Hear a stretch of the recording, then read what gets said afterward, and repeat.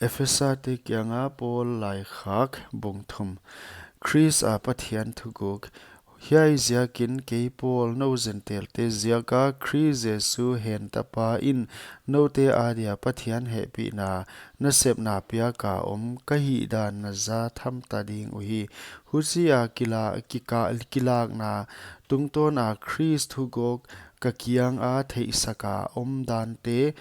tuma atom chika ka gel bangin huai na sim un Christ huguk na theidan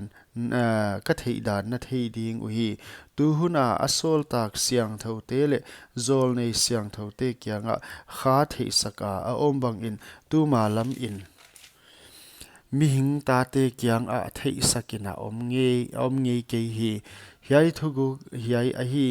tanchin hoi ziakin Chris Jesu a zentel te go lo pi te pumpi hyang te le thu chiam tan pi te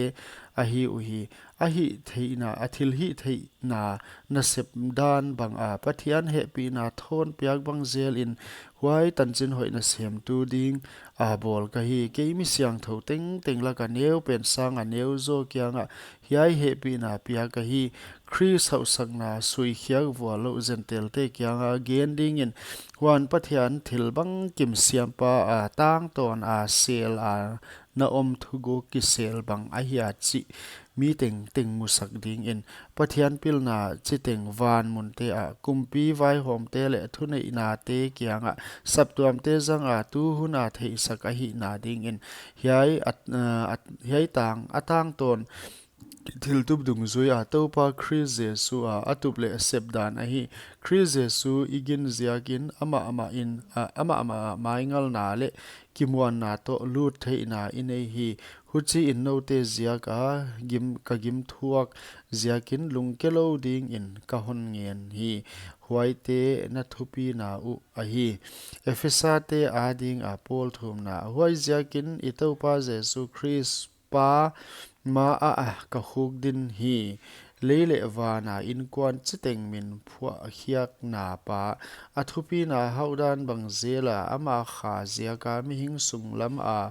til hi theina a hi ha ta a om sak theina dingin huan na lungtang uwa Chris kin na a aten theina ding in a it na a no te zum kai le kingak na nei a na om theina ding un mi siang tho teng to azat dan a sau dan a san dan le athuk dan thei chat theina le Chris in na thei phak lo pathian tang chin na le chiteng bang a hi dim a na om theina ding un huan ema a sem zel thil hi theina bang in inget le ingai to teng sanga thupi zo tham hi theipa kyang ngei a tang tonin suan teng tanin sap tuam te le Chris Jesu a thupi na om hen amen